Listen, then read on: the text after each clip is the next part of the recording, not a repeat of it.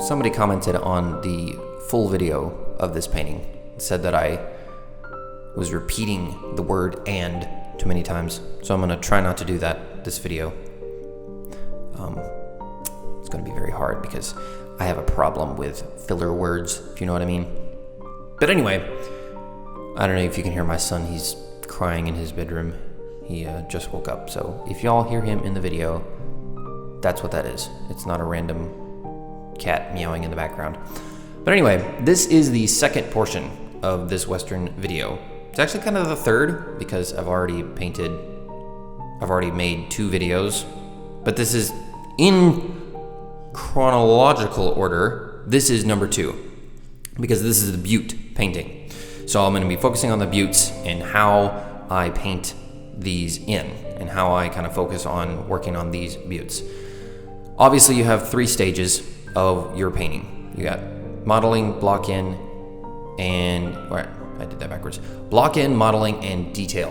Now, depending on what kind of painting you're painting, you may just want to do block in and modeling. That may be your finished painting if you are doing a more plein air or impressionistic style. Now, obviously, if I am painting something, more than likely it's going to be I'm trying to paint it as detailed as possible.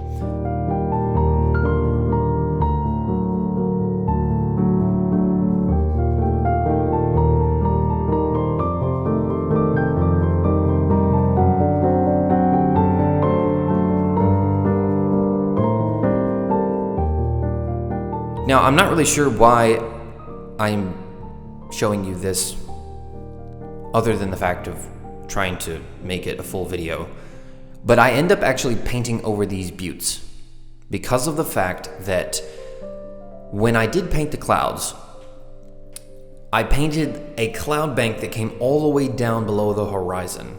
Now, it's not the photograph that I used for the clouds was not a gigantic storm cloud, but it did fade into the horizon, as you have seen probably some clouds do.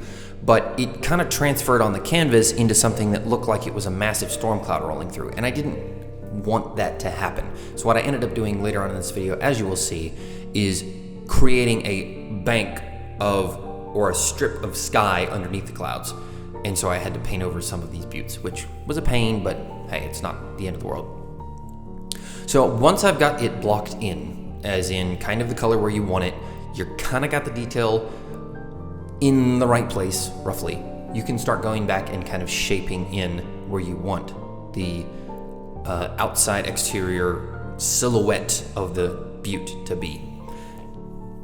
Going back over and covering up some of the Sharpie lines that I used to roughly sketch in this thing.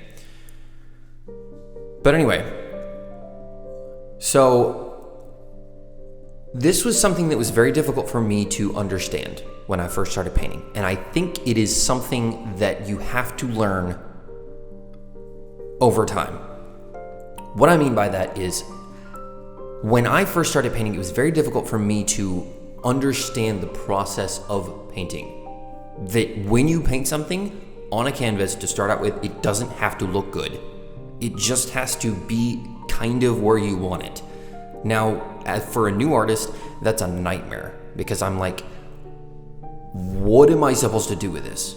I would look at other people's work, I would watch videos, and the craziest example to me was watching a Thomas Kincaid painting when he would be like, all right, this is kind of my block-in area, and it looked like mud on a canvas. It's like, how can you understand what you're painting there? But that was his style, that was the way he did it.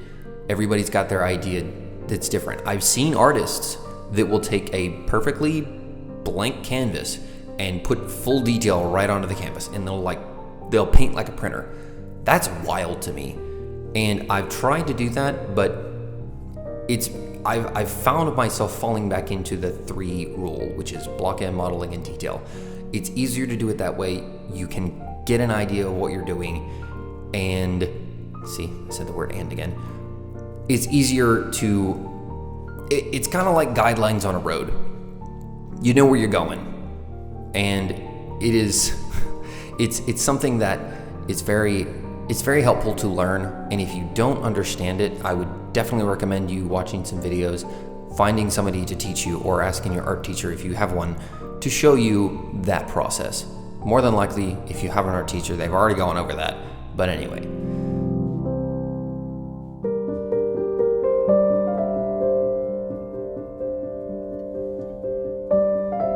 So, diverting from the tutorial just for a second. This painting, the Western painting, I am thinking of doing some prints of this painting. And I would like y'all, if you are interested in that, probably some 16 by 20 on paper, some limited edition, if I can say the word correctly, prints of this painting. Comment down below if you'll be interested in that so that I can figure out whether or not it'd be worth me ordering a bunch of them or even doing it at all. Because I definitely have had some people that have asked me, but I'm trying to get a gauge on how many people may want to do that. Anyway, back to the tutorial.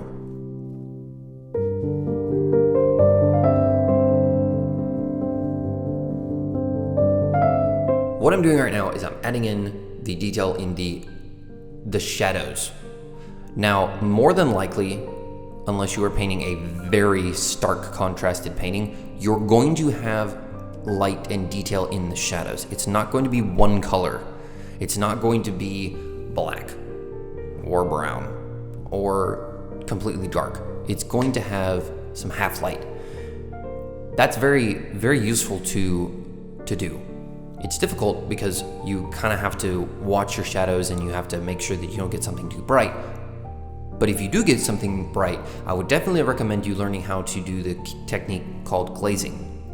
Basically what it is if, and I did it actually on this painting, although I apparently didn't film me doing that, where the buttes were a little too dark in the shadow on that left side. And I didn't like it, and I was like, okay, I'm gonna brighten it up a little bit. But I also wanted it to be a little bit more of an evening haze color. Because if you look at something over a long distance through space, you're going to have the atmosphere between you and that object affecting the color of that object. The saturation, the hue, everything. That's why you see the distant blue mountains, there's a lot of moisture in the air, or depending on if massive amounts of a certain country is burning, you're going to have brown. And you're going to have something affecting the color of that. It's a great way of backing something up and making it look far away, is glazing it and making it hazy looking. That's what I ended up doing. Didn't film that, really sorry about that. Don't know what happened. This, by the way, is where I ended up putting the cloud in, and I'm just putting some little frivolies at the bottom to make the cloud look like it's broken up a little bit. I didn't want it to be a perfectly straight line. Now, when I did this butte, the reference photo that I used, which when I was looking for reference photos for this painting, I could not find anything that was exactly what I wanted, which actually ended up being a good thing because it forced me to get creative and it forced me to learn how to modify and improvise my painting so that I was actually putting a lot more of myself and my own creativity instead of relying on the crutch of an exact reference photo, which I talked about in the last video, and it's something that I'm going to be doing a lot more. So when I got the reference photo of this picture, I knew that I wanted the sun coming from the right. It was going to be an evening shot in the afternoon. Afternoon, evening, almost sunset lighting. I wanted that setting as for my painting. And so when I looked for the painting's reference photos online, I couldn't find anything, but I found this image and it was pretty much what I wanted.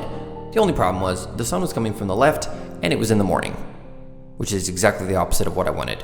But I liked the structure of the butte. I liked the way it looked, and I knew that I could make it work. So what I did is I was like, okay, I'm just going to swap the sun in my head. So shadows are coming from this direction, but I'm gonna make them coming from the right, or the sun coming from the right. So I started painting that in, and it wasn't going well. I didn't end up putting that in this video because it wasn't worth watching. But I ended up swapping everything and turning it around. So it occurred to me, I'm like, you know what, I can just invert this image.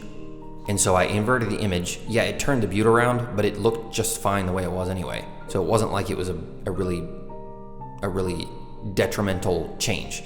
And then I didn't like the structure of the 3 butte hill on the left. So I wanted to move that over to the right. Very easy to do. You don't even have to do it in the reference photo. You just have to draw it in on the canvas, and then when you're painting that, just look at that side. And then you can fudge the ground lines that meet, and it won't be that big of a problem.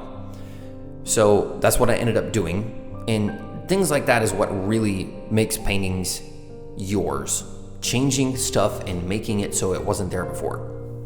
That's probably the best thing you can do. It will teach you faster than anything else how to be really creative, and how to work past problems is being presented with them and trying to come up with solutions and actually succeeding in that.